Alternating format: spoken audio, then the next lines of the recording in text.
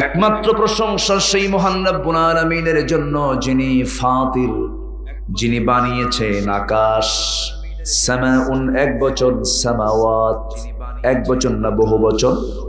বহু বচন। এক আকাশ না সাত আকাশ?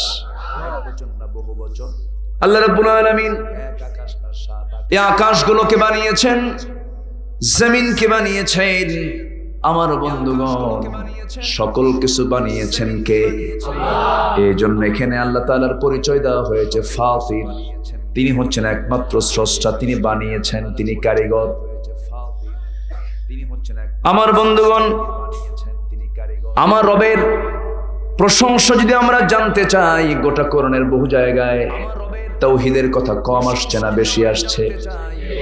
গোটা কোরআনকে আপনি যদি 3 ভাগে ভাগ করেন, তার 1 ভাগ এসেছে তাওহীদ নিয়ে কথা, 1 ভাগ এসেছে রিসালাত নিয়ে কথা, আর একটা ভাগ এসেছে আখিরাত নিয়ে কথা। তাওহীদ যদি না জানি, আল্লাহর প্রতি ভয়টা আসবে কেমনে? এই জন্য তাওহীদটাকে বোঝা দরকার। কোরআনটা শুরু হয়েছে তাওহীদ দিয়া, আল্লাহর পরিচয় দিয়ে শুরু হয়েছে। যারা পারেন সঙ্গে পড়ুন, আলহামদুলিল্লাহি রাব্বিল আলামিন। প্রশংসা কার? আবার ছোট্ট একটা সূরা তাওহীদের কথা শর্ট থেকে আল্লাহ রাব্বুল আলামিন বলে দিয়েছেন। এই সূরাটাও মাক্কি। আবার সেই ছোট্ট সূরা, সূরা ইখলাস, সবার মুখস্থ থাকার তো কথা। যারা মুমিন, যারা মুসলিম পরিবারে জন্ম নিয়েছে, এই সূরাগুলো কোন দিন মুখস্থ আমরা কেউ বলতেও পারি না। আলহামদুলিল্লাহ, সূরা ইখলাস সবার মুখস্থ আছে না? অনেকে সূরা ইখলাস পারে না কিন্তু কুলহু পারে, আবার অনেকে সূরা ফাতিহা পারে না কিন্তু আলহামদু পারে। আমার ভাইয়েরা, আল্লাহ রাব্বুল আলামিন সুন্দর করে বলছেন, যারা পারেন ঠোঁট মিলিয়ে মিলিয়ে বলুন, সওয়াব পেয়ে যাবেন।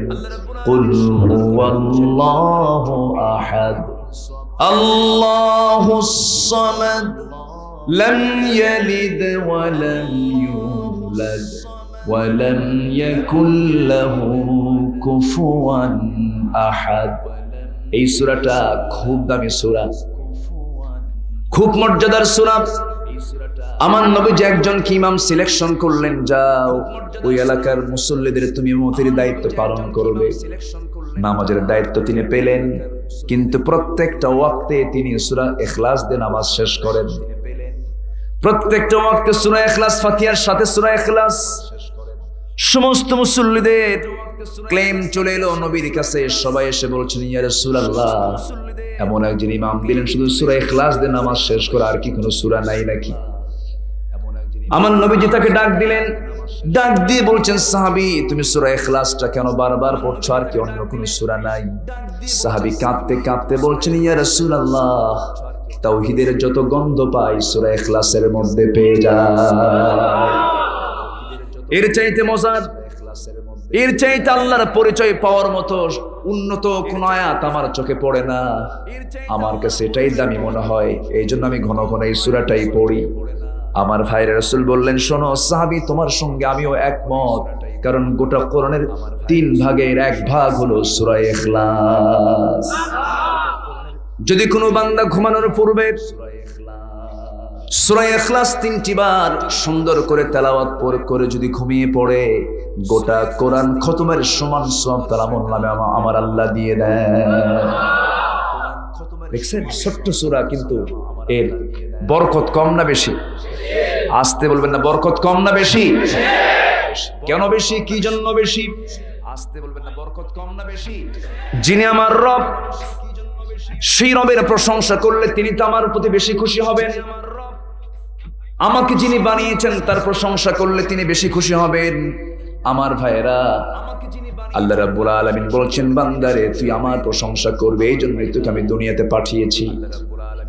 আল্লাহ রাব্বুল আলামিন এক জায়গায় ধমক দিয়ে বলছেন, লা ইন শাকারতুম লা আযীদান্নাকুম ওয়া লা ইন কাফারতুম ইন্না আযাবি লাশাদীদ। শুকরে নিয়ামত, নিয়ামতা দাসফুন কুনাত, কুফরে নিয়ামত, নিয়ামতাত বীরুন কুনাত। শুকর যদি আদায় করতে পারো, নিয়ামতের ভান্ডার তোমার জন্য খুলে খুলে দেব। আর যদি শুকর আদায় করতে ব্যর্থ হয়ে যাও, জেনে রেখে দিও আমার চাইতে বেশি শাস্তি আর কেউ দিতে পারে। সবচেয়ে বড় শাস্তিদাতা কে? সবচেয়ে বড় ক্ষমাশীল কে? সবচেয়ে বড় উদার কে? রহমান কে? রহিম কে? পৃথিবীর কেউ কি রহমান হতে পারে নাকি? পৃথিবীর কেউ কি রহিম হতে পারে নাকি? আমার আল্লাহ কেন রহমান, আমার আল্লাহ কেন রহিম, এই শব্দগুলোর ব্যাখ্যা দিতে গেলে ঘন্টার পর ঘন্টা লেগে যাবে। 5 দিন হলে ভালো হয়। একটানা 5 দিন কথা বললে মন খুলে কথা বলা যায় একটা সূরাকে সামনে রেখে। সময় তো খুবই অল্প সময়, অল্প সময় নিয়ে আমরা বসেছি।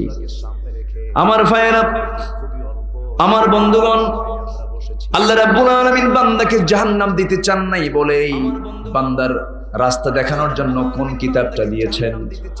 কোরআনটা দিয়েছেন। কোরআনটা, এই রাস্তা, কোরআনের ভিতরে রাস্তা খুঁজে পেলে পরে জান্নাত পেতে কষ্ট হবে নাকি?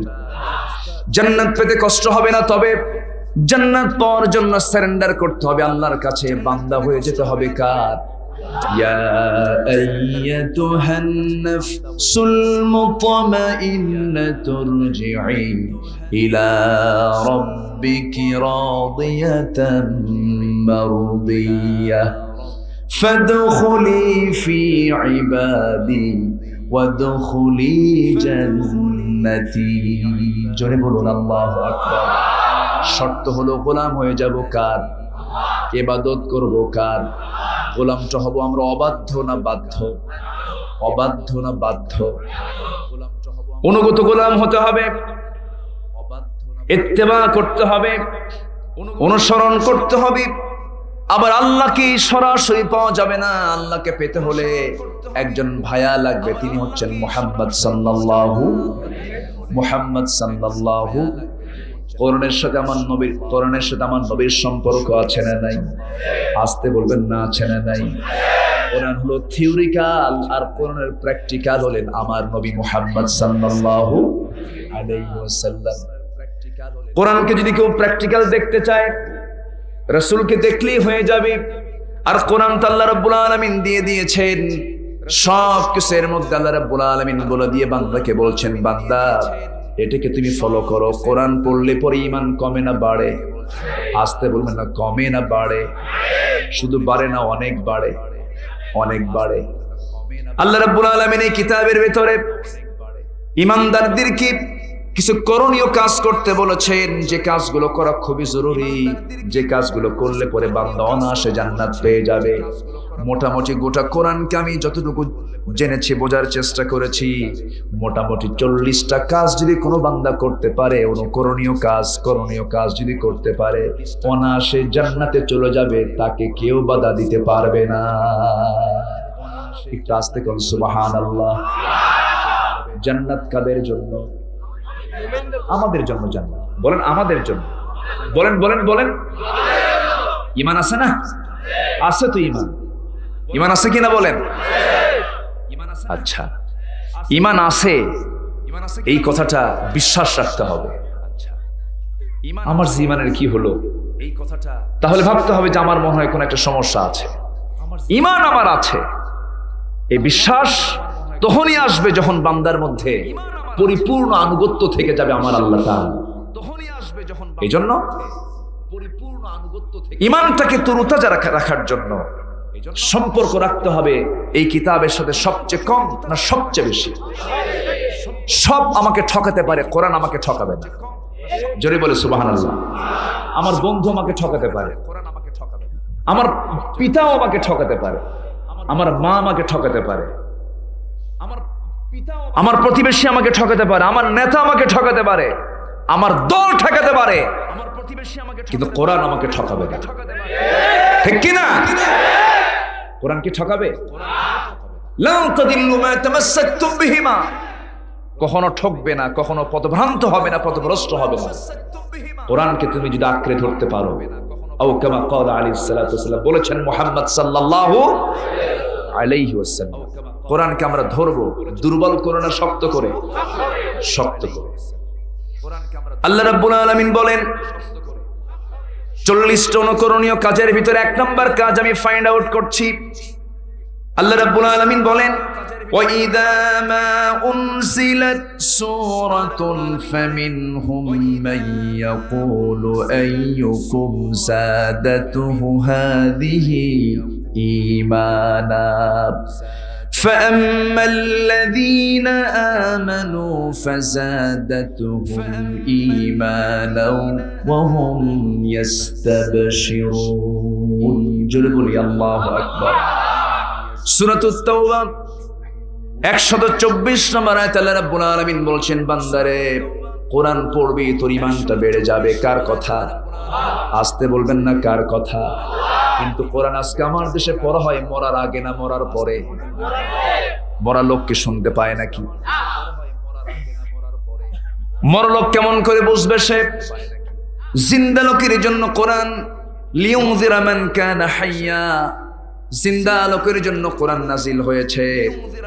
আর আমাদের মুমিন আমরা যারা ঈমানের দাবি করি তাদের জন্য 2 নাম্বার করণীয় কাজ হলো সর্বদা সৃষ্টির রহস্য নিয়ে আমরা চিন্তা করব। আমরা চিন্তাহীন হব না, চিন্তাশীল হব। বলেন চিন্তাহীন না চিন্তাশীল? গরু কি গরু?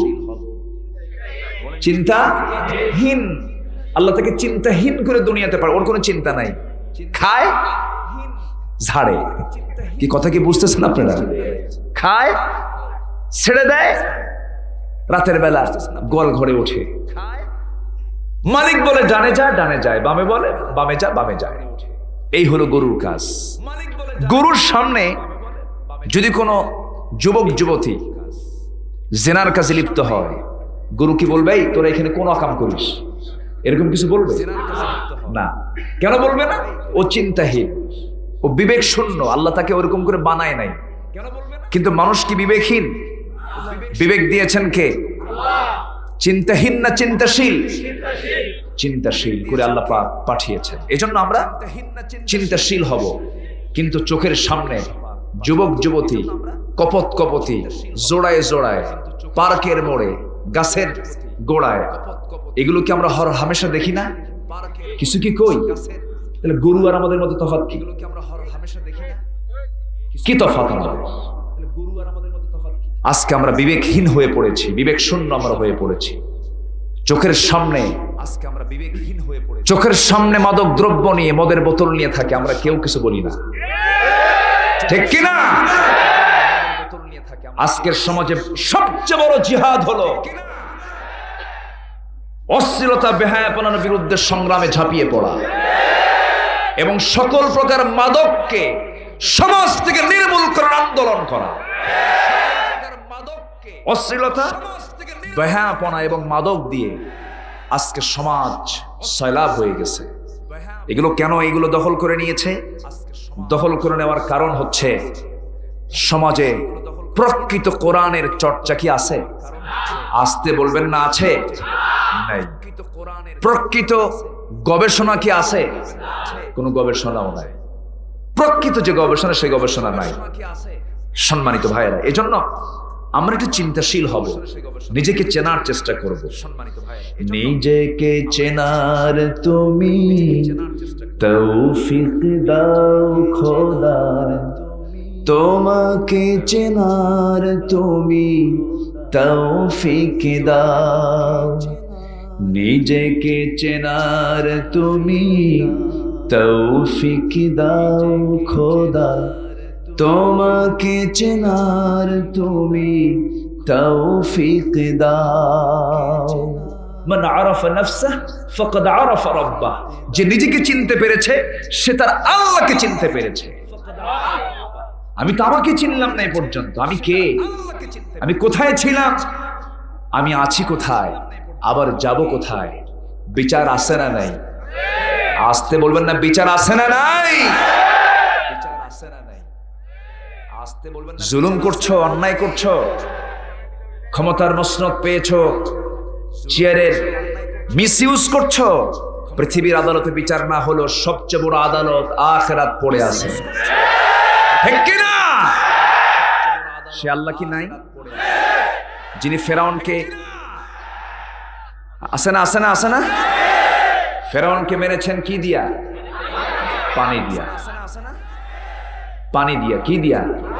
পানির অপর নাম, আবার পানির অপর নাম মরণ। বেশি খাইলে মরে, বেশি খাইলে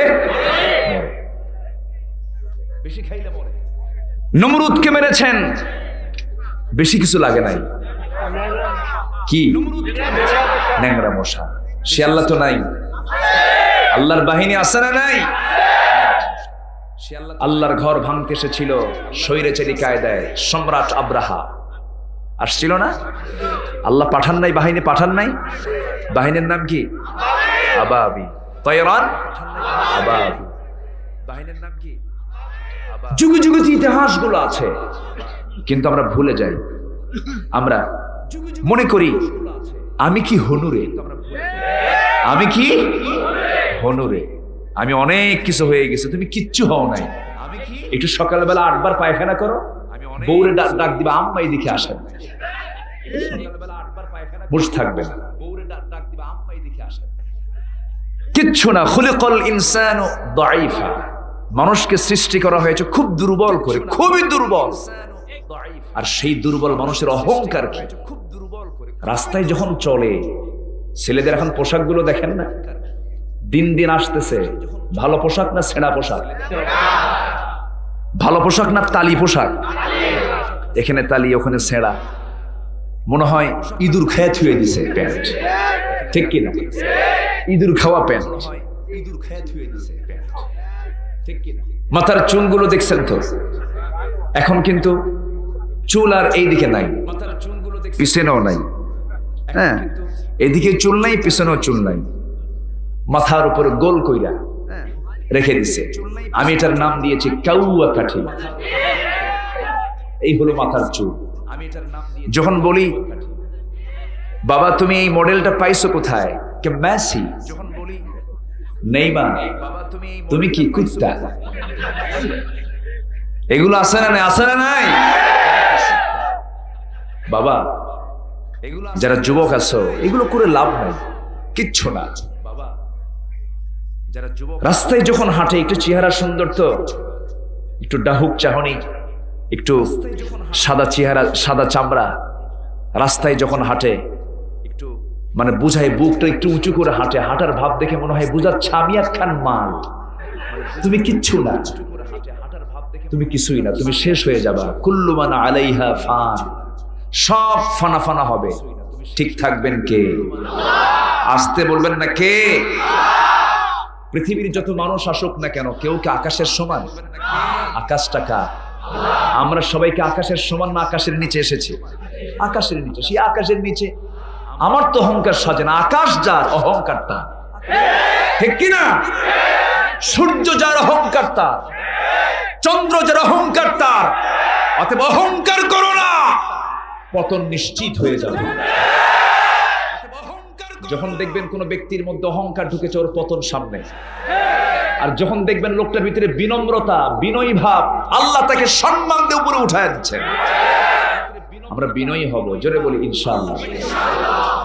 আল্লাহ রাব্বুল আলামিন বলেন, وعباد الرحمن الذين يمشون على الأرض هونا وإذا خاطبهم الجاهلون قالوا سلاما والذين يبيتون لربهم سجدا وقياما والذين يقولون ربنا اصرف عنا عذاب جهنم إن عذابها كان غراما جربنا الله أكبر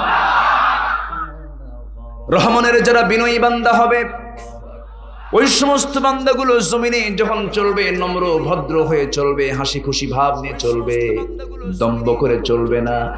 জমিনে চলা দেখেই মনে হবে এই বান্দাটা জান্নাতি। আর যখন রাত হয়ে যাবে, রাতের আধার যখন চলে আসবে, সূর্য যখন ঢেলে পড়বে, সেই সময় এশার নামাজ পড়ে একটু আরাম ফরমাবে, খাওয়া দাওয়া করবে। শেষ রাত যখন হয়ে যাবে, ওযু বানায় শীতের ভিতরে নামাজে দাঁড়ায় সেজদায় পড়ে পড়ে চোখের পানি ফেলে ফেলে কেঁদে আল্লাহর সাথে প্রেমের খেলা খেলবে রে। এটাই তো প্রকৃত বান্দার কাজ। এমন করেই তো প্রকৃত বান্দারা চলবে। কিন্তু আজ শেষ রাত্রে বিশ্বকাপ খেলা দেখার জন্য ওঠে, কিন্তু তাহাজ্জুদে ওঠে না। আসতে বলবেন না, আছে না নাই? ফজরের নামাজে জায়গা পায় না, কিন্তু বিশ্বকাপের তাহাজ্জুদে জায়গা পায়। আছে না নাই? অ্যালার্ম দেওয়া লাগবে না।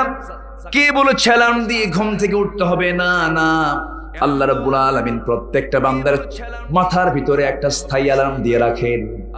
তুমি যদি নিয়ত করো যে আমি আজকে ফজর নামাজ পড়বো, তোমার ব্রেনের মধ্যে আল্লাহ রাব্বুল আলামিন এক্সট্রা অ্যালার্ম দিয়েছেন। তুমি ঠিকই আপনি টের পেয়ে যাবা, জায়গা পেয়ে যাবা।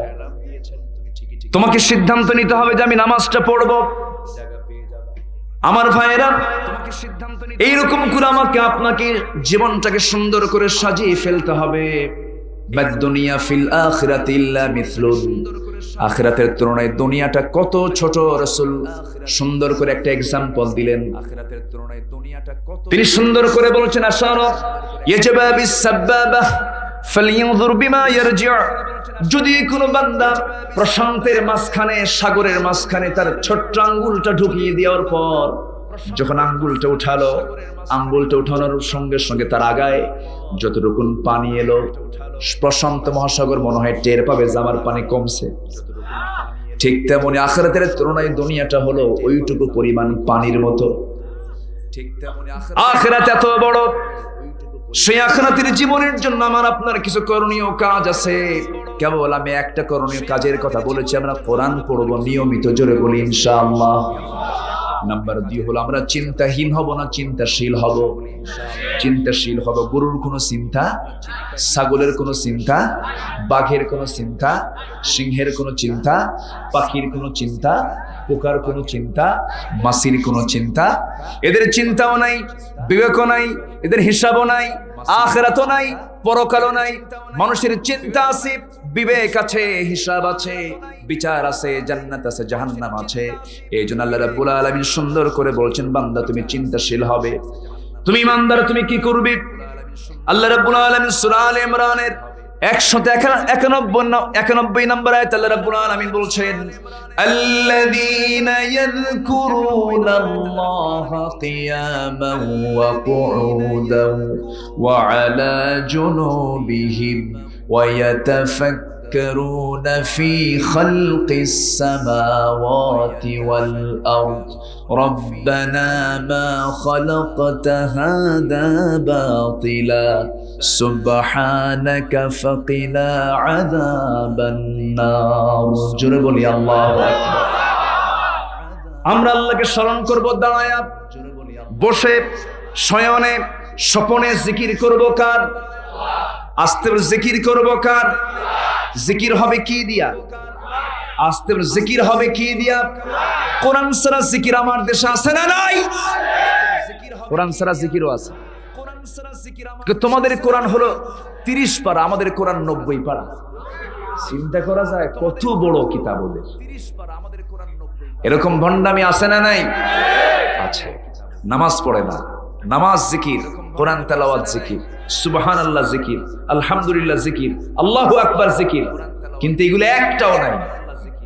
ওদের জিকিরের ভাষাগুলো শুনলে মনে হয় শয়তান পারবে না। আছে না নাই? ওই সমস্ত জিকির কোন জিকির নয়, এগুলো ভণ্ডামি। আমরা কোরআনের সঙ্গে সম্পর্ক রাখবো। জোরে বলি ইনশাআল্লাহ। আমাদের করণীয় কাজ হলো 40টা। কয়টা? আমার আলোচনা কি আজকে ছোট হবে না বড় হবে বলেন তো? কি কথা কি বুঝতেছেন আপনারা? এরকম মনকে সেটআপ দিতে পারবেন যে ফজর পর্যন্ত থাকা যায়? এরকম সেটআপ কি দেওয়া যায়? সবাই থাকতে রাজি আছে তো? না মনে মনে ভাবতেছেন কোন বিপদে পড়লাম? আচ্ছা, হ্যাঁ, আচ্ছা, সবাই থাকতে রাজি আছে তো ইনশাআল্লাহ? জি। নাম্বার 3 হলো করণীয় কাজের মধ্যে নাম্বার 3 কাজ হচ্ছে আল্লাহকে গভীরভাবে ভালোবাসা। আল্লাহকে গভীরভাবে ভালোবাসা। আচ্ছা, বউকে না পায়া, প্রেমিকাকে না পায়া আত্মহত্যার রেকর্ড তো বাংলার জমিনে নাই। আচ্ছা, এগুলো কি লোককে যাচ্ছে না আসতেছে? আসতেছে না? ও, এটা কি রাস্তা মাঝখানে? আচ্ছা, এটাকে হাঁটার জায়গা করবেন না, এটা ডিস্টার্ব হয়। এত মানুষ আজকের মাহফিল আপনারা এসেছেন, অনেকে বসার জায়গা পাচ্ছেন না, কষ্ট করে বসে আছেন। কষ্টের পুরস্কার কম হবে না বেশি হবে? বেশি হবে। তারা উপরে সামিয়ানাটাও দিতে পারে না, অল্প সময় তো, আমি টাইমটা খুব অল্প সময় দিয়েছি। মাহফিল ছিল এক জায়গায়, চলে আসছে আরেক জায়গায়। এখন তো আবার মাহফিল হতে নিয়া, মাহফিল কেন হবে, কে করবে, কারা করাচ্ছে, মেহমানকে, কমিটিকে, অতিথিকে, কোন সমস্যা আছে কিনা, মানে এত প্রশ্ন। মালাকুল মউত করবে না, কি কথা কি বুঝতেছেন আপনারা? মালাকুল মউত করবে না, হোক প্রশ্ন করুক, সমস্যা কি? আমরা সততা নিয়ে চলবো, জোরে বলি ইনশাআল্লাহ। ইসলামী কোনো জঙ্গিবাদ নাই, ক্লিয়ার কথা। ইসলামী কোনো সন্ত্রাসদের স্থান নাই, ঠিক কিনা? আমরা এগুলি বলে বেড়াই, আমাদের বুঝতে অনেকে ভুল করতে চায়, মানে টুপি আর দাড়ি তো জঙ্গির পোশাক বানায় দেয়, বুঝেন না? এই জন্যই সমস্যা।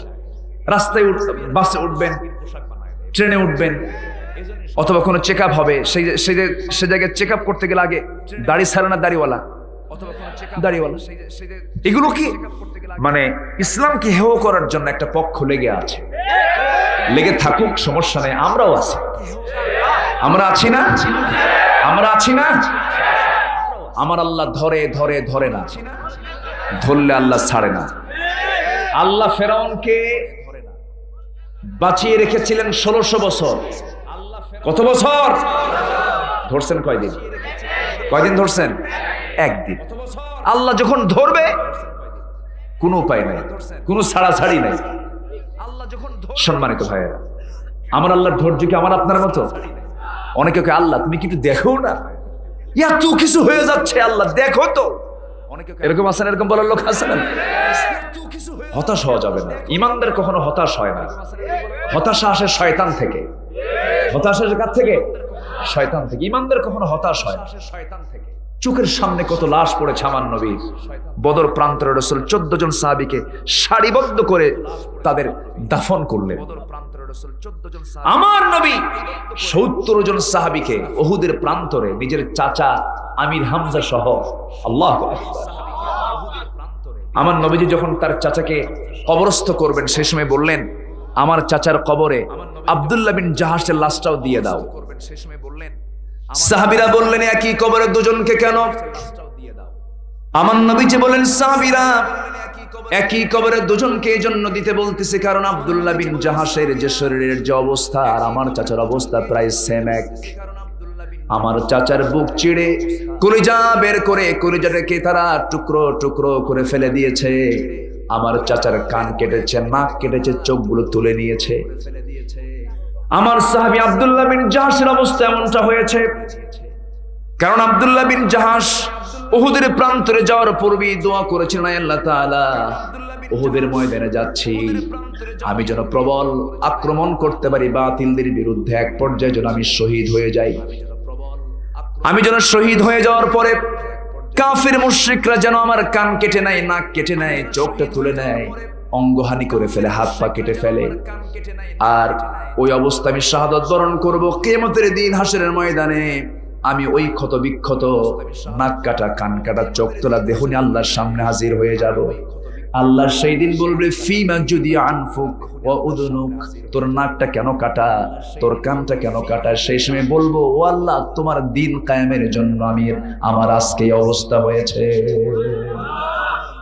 তোমার সন্তুষ্টির জন্য, তোমার জমিনে তোমার দিন কায়েমের জন্য। আলা লাহুল খালক ওয়াল আমর, সৃষ্টি যার আইন চলবে তার এই আয়াতকে সমাজে বুলন্দ করার জন্য আমাকে কাফেররা এমন ক্ষত বিক্ষত করে দিয়েছে।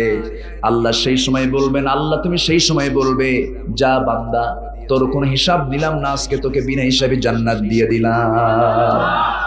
তোর কোনো হিসাব নিলাম না, 5 শ্রেণীর কোনো হিসাব হবে না। 5 শ্রেণীর, কয় শ্রেণীর? 5 শ্রেণীর লোকের, 5 ধরনের লোকের কবরের কোনো আযাব হবে না, কোনো প্রশ্নই হবে না। শুনবেন না? আস্তে, সবাইকে শুনতে রাজি আছেন? এর মধ্যে একটা শ্রেণী কি বলেন? এই তো একটা উত্তর পেয়ে গেলেন। একজন কে বলেন? এক শ্রেণী কে? সবাইকে শহীদ হতে রাজি আছি। আমার দেশে হিন্দু শহীদ হয়, অনেক হিন্দু ভাইরা শহীদ হয়। এটা যে কোন জায়গা থেকে কোন গ্রামের পাইসা আল্লাহ জানে। শহীদ এটা হচ্ছে কোন জায়গা থেকে কোন গ্রামের শরীয়তের ভাষা। তার মধ্যে শর্তই হচ্ছে শহীদ এর মর্যাদা পেতে হলে শর্তই হলো তার মধ্যে ইসলাম থাকা চাই। ইসলাম আছে এটার মর্যাদা আছে, ইসলাম নাই এটার কোনো মর্যাদা। ইসলাম আছে, কথা কি বোঝা গেল এক কথা? আচ্ছা, এটার কোনো মর্যাদা কোথায় যেন দেখছি এরকম শহীদ কি আনন্দ কুমার মহন্ত নাকি এরকম লেখা টেখা থাকে না, এটা বুঝতে ভুল, এটা জানতে ভুল। আচ্ছা আচ্ছা, যাই হোক, কোথায় কোথায় আছে। কষ্ট পাচ্ছেন নাকি আপনারা? আমার দেশে অনেক হিন্দু ভাইরা আছেন, আমরা তাদেরকে ভালোবাসি। কেন ভালোবাসবো না? তারা মানুষ না? তারা আমাদের প্রতিবেশী, প্রতিবেশীকে সম্মান করতে হবে। তারা আমার দেশে বসবাস করে, প্রতিবেশীকে সম্মান করতে হবে। কোন হিন্দুর প্রতি আক্রমণ কোন মুসলমান করতে পারে না, ঠিক কিনা? কোন মন্দির মুসলমান কখনো সেখানে নেগেটিভ দৃষ্টিতে তাকাবে না। মন্দিরকে ভাঙ্গা তো দূরের কথা, মুসলমান মন্দিরকে পাহারা দেবে। এই কথা কি বোঝা গেল? এটা ইসলামের সৌন্দর্য। এটা কিসের সৌন্দর্য? ইসলামের সৌন্দর্য। আমরা বুঝি না, আমরা জানি না, আর যারা এগুলো করে তারা মুসলমান নয়, প্রকৃত হিন্দু। আমার কথা কি বোঝা গেল? ক্লিয়ার? আমাদের তো অনেক কিছু একটু চিন্তা ফিকির করে কথা বলতে হয়, কারণ শুধু আপনি শুনবেন না এই কথাগুলো, কথা শোনার জন্য আরো কিছু মাধ্যম এখানে এসেছে। দেখেন না, ডানে বামে কিরামুন কাতিবিন কেমনে সায়াস আমার দিকে, এই যেগুলো ক্যামেরাগুলো আসছে, আমি এদের নিয়ে খুব টেনশন করি। কখন যারা কি করে আল্লাহ জানে, কোন যে বোমা ফাটায়, আমি এদের নিয়ে খুব টেনশন করি। কখন যারা কি করে, নায়িকার সাথে বক্তার ছবি, এক পাশে নায়িকা আরেক পাশে বক্তা, বক্তা সে আছে নায়িকার সাথে, এগুলো করে।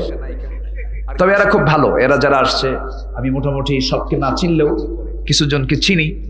তবে আমি যাদেরকে চিনি না তাদেরকে আপনারা একটু খেয়াল করবেন, যেন দিন প্রচার যেন মূল উদ্দেশ্য হয়ে থাকে। আল্লাহ কবুল করুন, জোরে বলি আল্লাহুম্মা আমিন।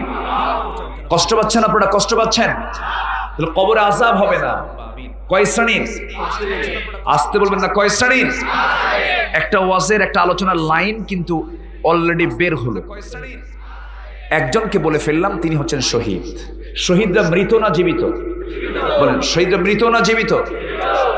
আল্লাহ রাব্বুল আলামিন বলেন, ওয়ালা তাকুলু লিমান ইউকতালু ফি সাবিলিল্লাহি আমওয়াত বাল আহইয়াউ ওয়ালাকিন লা তাশউরুন। ধর্মের পথে শহীদ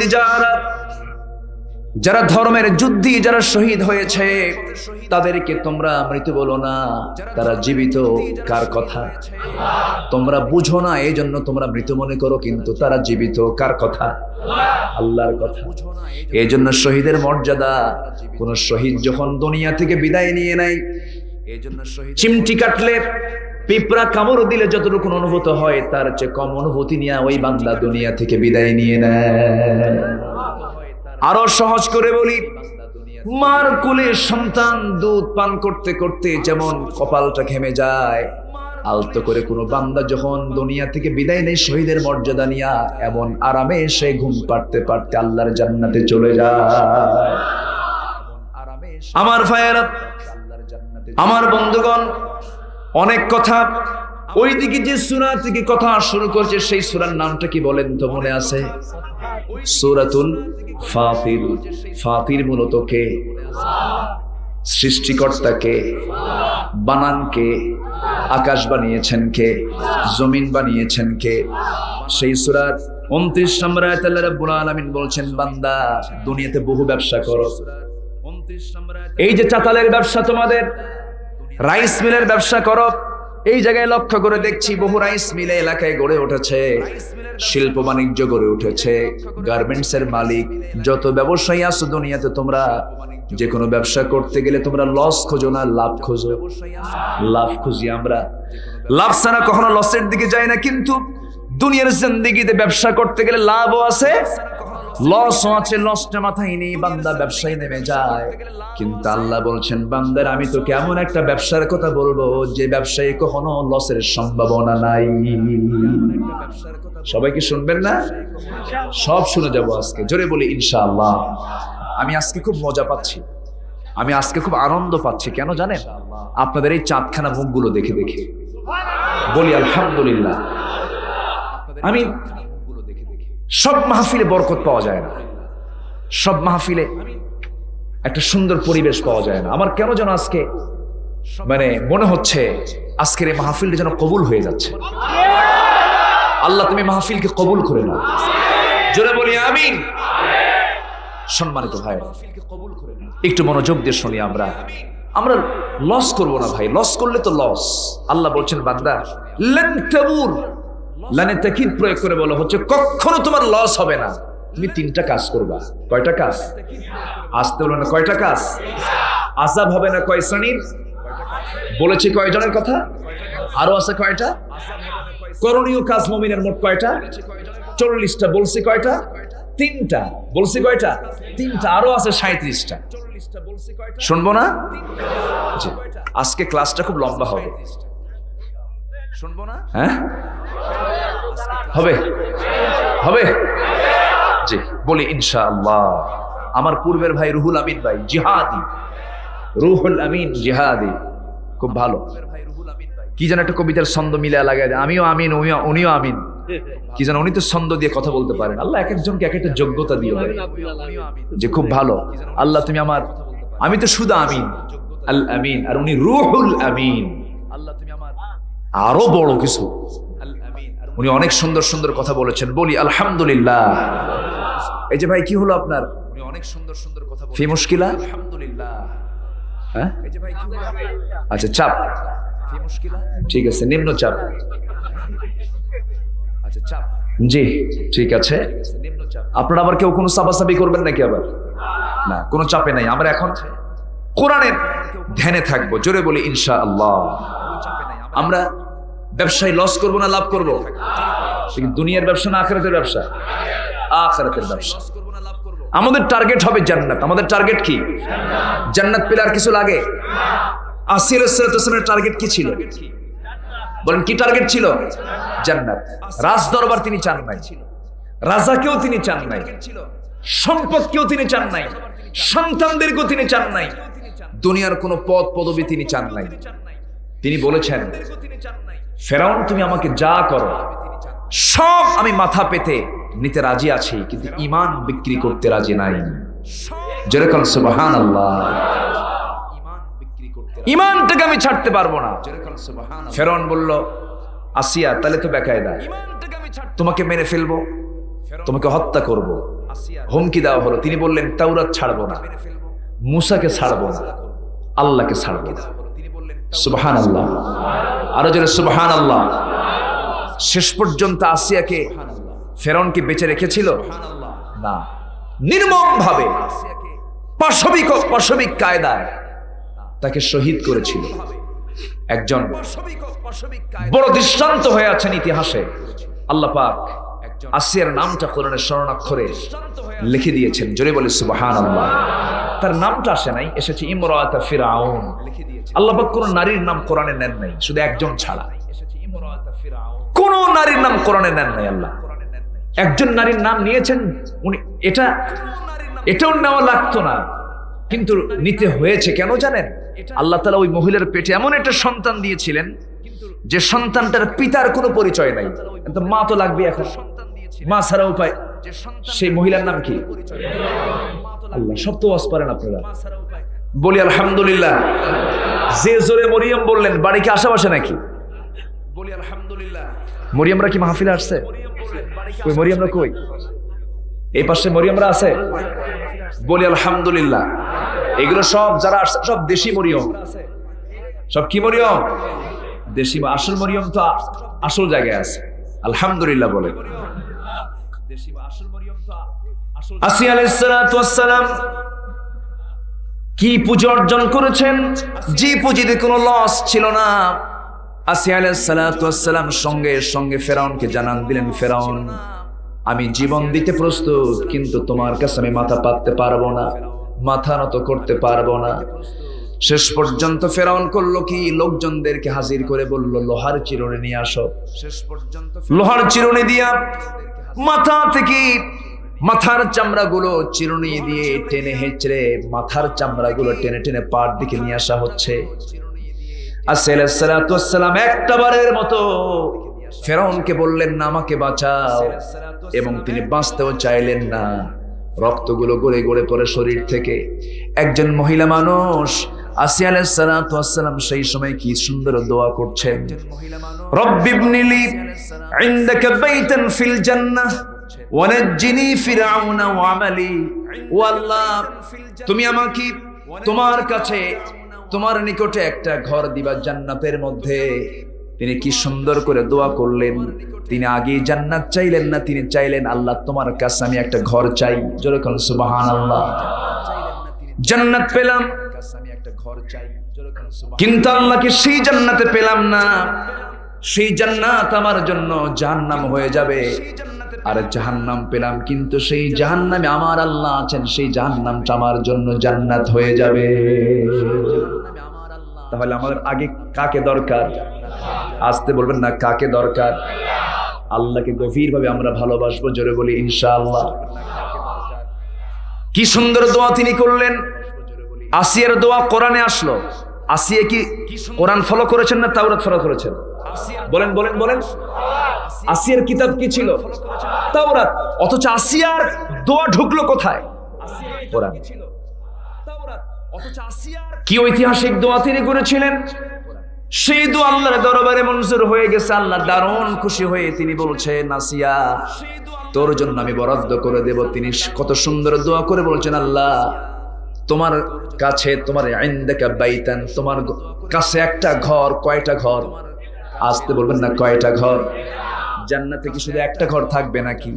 কিন্তু আসিয়া চাইলেন কয়টা ঘর, কিন্তু সেই ঘরটা হতে হবে কার ঘরের সাথে? কার সাথে? আল্লাহর সাথে। আল্লাহ তুমি আমাকে তোমার সাথে একটা ঘর দাও। সুবহানাল্লাহ বলবেন না?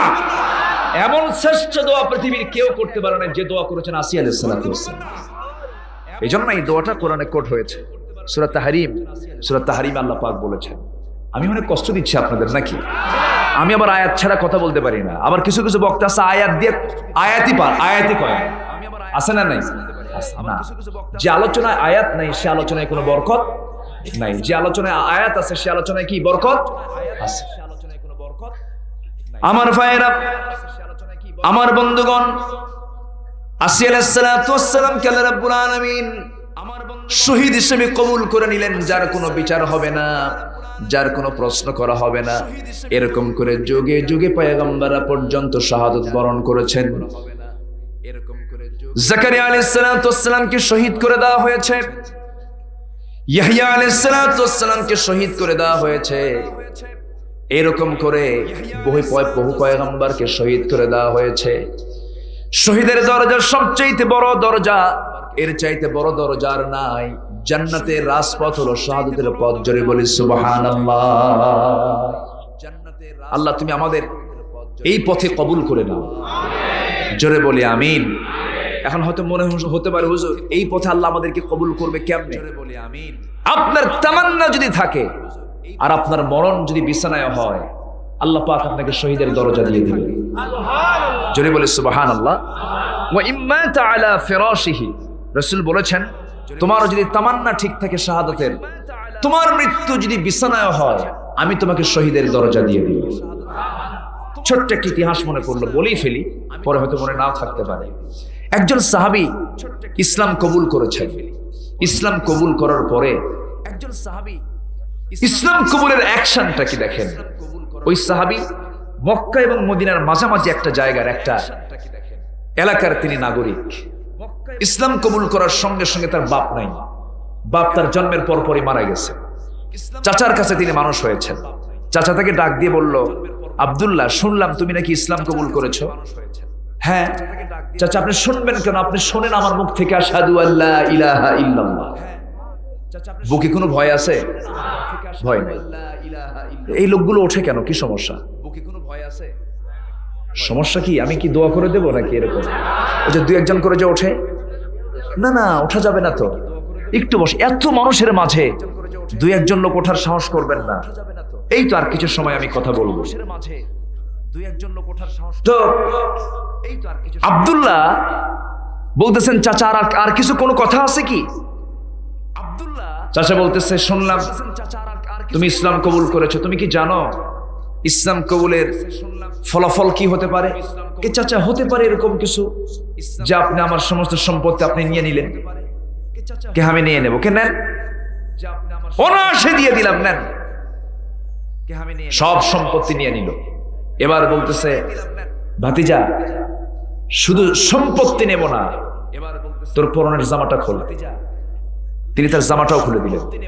এবার বলতেছে, তোর লুঙ্গিটা খোল। লুঙ্গিটাও খুলে দিলেন। এবার বলতেছে, তোর লুঙ্গি সম্পূর্ণ উলঙ্গ করে তাকে ঘর থেকে বের করে দেওয়া হলো। ব্যবসায়ী কি লস আছে? আসতে বলবো না, লস আছে। চক্ষু বন্ধ করে চোখের পানি ফেলতে ফেলতে দৌড় মারলেন মার দিকে। বাপ তো নাই।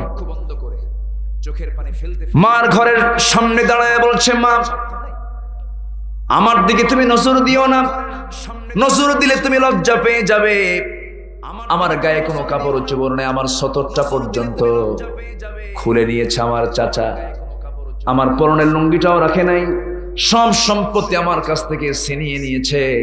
আমি এতেও অখুশি নই, কারণ সবচেয়ে বড় দৌলত আখিরাতের ব্যবসা আমি লাভ করেছি। আমি ঈমানটা মজবুত রাখতে পেরেছি। বললেন, আম্মা আমি আর এই জায়গায় থাকবো না, আমি নবীর দরবারে চলে যাব।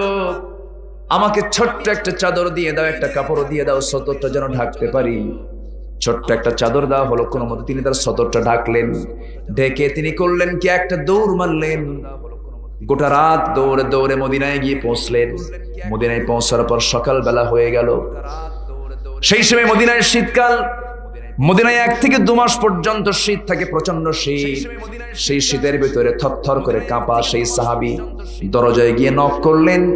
দরজায় নক করার সঙ্গে সঙ্গে দরজা খুলে গেল।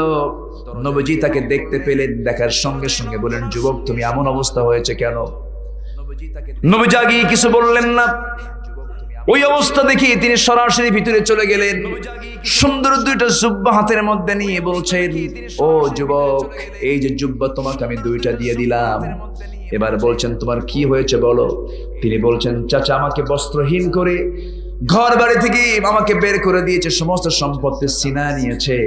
আমার নবীজি মুস্কি হাসি মেরে বলেন, সাহাবী, ও যুবক, তোমার চাচা তোমাকে বস্ত্রহীন করলো, আর বিশ্ব নবী তোমার জন্য 2টা জুব্বার ব্যবস্থা করে দিল। সাহাবীর কলিজা ভরে গেল।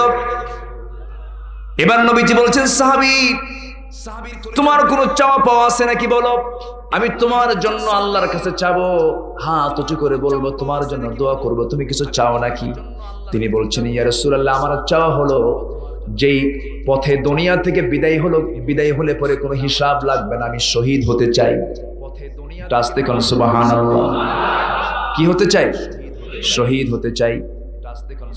আমার নবীজি তার এই কথা শুনে দোয়া করতে লাগলেন, আল্লাহ তাআলা আমার এই আব্দুল্লাহর দিন গ্রহণে দারুণ কষ্ট করতে হয়েছে, আল্লাহ তুমি আমার আব্দুল্লাহর রক্ত মাংসকে কাফের বেঈমানদের জন্য হারাম করে দাও। সাহাবীর মনটা খারাপ হয়ে গেল। হুজুর আমি দোয়া চাইলাম একটা, আপনি দোয়া করলেন আর একটা, আমি তো শহীদ হব না।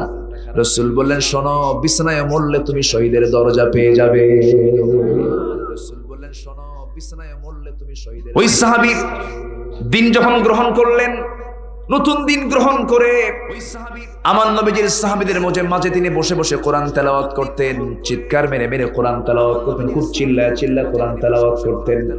সাহাবীরা নবীর কাছে এসে ক্লেম করলেন, ইয়া রাসূলুল্লাহ, আমাদের মাঝে আব্দুল্লাহ নামে একজন নতুন সাহাবী এসেছে, এত জোরে জোরে চিল্লায় চিল্লায় কোরআন পড়ে আমাদের কষ্ট হয়, আপনি পরামর্শ দিলে সে আস্তে আস্তে তেলাওয়াত করবে। ইন্নাল্লাযীনা ইয়াতলুনা কিতাবাল্লাহ, নিঃসন্দেহে যারা আল্লাহর কিতাব তেলাওয়াত করে তারা লস না লাভ, তারা লস না লাভ। হে রাসূল, আপনি একটু আস্তে আস্তে তাকে তেলাওয়াত করতে বলেন। আমার নবীজি বললেন, সাহাবীরা, আমার আব্দুল্লাহর দিন গ্রহণে যে পরিমাণ কষ্ট করতে হয়েছে, আমার আব্দুল্লাহ দিন গ্রহণ করতে যায় দুনিয়ার সমস্ত সম্পত্তি সে হারায়া ফেলেছে, সব সে দিয়ে দিয়েছে। ও সাহাবীরা, আমার আব্দুল্লাহর কোরআন তেলাওয়াতে তোমরা কেউ বাধা দিও না, যত জোরে পড়ুক তোমরা তাকে বাধা দিবা না, কারণ আব্দুল্লাহর এই তেলাওয়াতের মধ্যে একটা আলাদা মজা সে পেয়ে গেছে। জোরে বলুন সুবহানাল্লাহ। এই তেলাওয়াতের মধ্যে একটা আলাদা, আমার ভাইয়েরা, সুবহানাল্লাহ, সে আব্দুল্লাহ আমার নবীজি মদিনার মাটিতে বসে কোন একটা যুদ্ধ বিজয়ে তিনি নামবেন, সাহাবে কেরামকে নিয়ে চলে গেলেন। যুদ্ধ শেষ করার পরে ফিরে আসতেছেন, আব্দুল্লাহ তার সঙ্গে ছিলেন। ফেরার পথে হঠাৎ করে আমার নবীর কানে সংবাদ চলে এলো, ইয়া রাসূলুল্লাহি, ইয়া হাবিবাল্লাহি, আমাদের আব্দুল্লাহ দারুণ অসুস্থ হয়ে পড়েছে। রাসূল বললেন, ভালো করে সেবা করো, চিকিৎসা নাও, চিকিৎসা দিয়ে দাও। চিকিৎসা দেওয়া হলো, কিন্তু কাজ হলো না। এক পর্যায়ে নবীর কাছে সংবাদ চলে এলো, হুজুর, আমাদের আব্দুল্লাহ জুলবাজাদাইন আর দুনিয়াতে নাই, সে দুনিয়া থেকে বিদায় নিয়েছে। আমার নবীজি সংবাদটা পাওয়া মাত্রই তিনি বললেন, সাহাবীরা, আমার এই প্রিয় সাহাবী আব্দুল্লাহর জানাজার দায়িত্ব আমি কাউকে দেব না। আব্দুল্লাহর জানাজা আমি নিজের দায়িত্বে, নিজে ইমামতিতে আমি নামাজটা পড়াবো। জোরে বলুন সুবহানাল্লাহ। জানাজার সময় চলে এলো, হাজার হাজার সাহাবী নিয়ে আমার নবীজি জানাজায় শামিল হয়ে গেলেন। জানাজা সম্পূর্ণ হওয়ার পর সাহাবে কেরামকে বলেন, সাহাবীরা, আমার আব্দুল্লাহর কবরটা কোথায় খনন করেছে তোমরা? বলা হলো যে দুই পাহাড়ের চিপায় কবরটা খনন করা হয়েছে। রাসূল বললেন, শোনো, ওই কবরের কাছে আমাকে নিয়ে যাও। আজকে আব্দুল্লাহর কবরে কাউকে নামতে দেব না, আমি নিজে নেমে আব্দুল্লাহকে কবরে শোয়ায়া দেব, আমি নিজে তাকে শোয়ায়া দেব। আমার নবীজি নিজে চলে গেলেন, কবরের সামনে গিয়ে দাঁড়ালেন।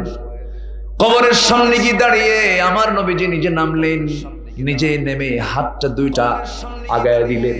বিশ্বনবীর বরকতি হাত, যে হাতে আকাশের চাঁদ দ্বিখণ্ডন হয়, যে নবীর হাতের ইশারায় আকাশের চাঁদগুলো নড়াচড়া করে। আল্লাহু আকবার। আমার নবীজির জন্ম যখন হয়, জন্মের দুদিন পর দ্বিতীয় রজনীতে এই যে আকাশের চাঁদ, এই চাঁদ আমার নবীজি যখন চাঁদনি রাতে আম্মা আমেনার কোলে যখন পৃথিবীতে আসলেন, কোন মাসে? আসতে বলেন না, কোন মাসে? এই মাসের নামটা কি? রবিউল আউয়াল মাস। আমার নবীজি জন্ম নিয়েছেন, জন্মের 2 দিন পর আম্মা জান আমেনা তিনি করলেন কি, আমার রাসূলকে ঘরের মধ্যে শোয়া না রেখে বাইরে শোয়া রাখলেন। খোলা আকাশের নিচে, চাঁদনি আকাশের নিচে তাকে শোয়া রাখা হলো। দ্বিতীয় রাত্রিতে আবু তালিব রাসূলকে দেখতে আসলেন, নবীজির আপন চাচা, যদিও কাফের চাচা, কিন্তু রাসূলের পক্ষে সারা জীবন কাজ করেছেন। গর্বিত সাহাবী দুজন, আলী এবং জাফরের পিতা, হযরত আলীর পিতা আবু তালিব, তিনি একদিন স্মৃতিচারণ করতে নিয়ে বলছেন, মুহাম্মদ, তুমি তো নবী হয়েছ, আজকে তোমার নবুয়ত এসেছে, আমি তোমাকে একটা প্রশ্ন করব। কি প্রশ্ন? তোমার সেই সময়ের কথা মনে আছে কিনা? কোন সময়ের কথা? আমার চাচা আপনি বলেন।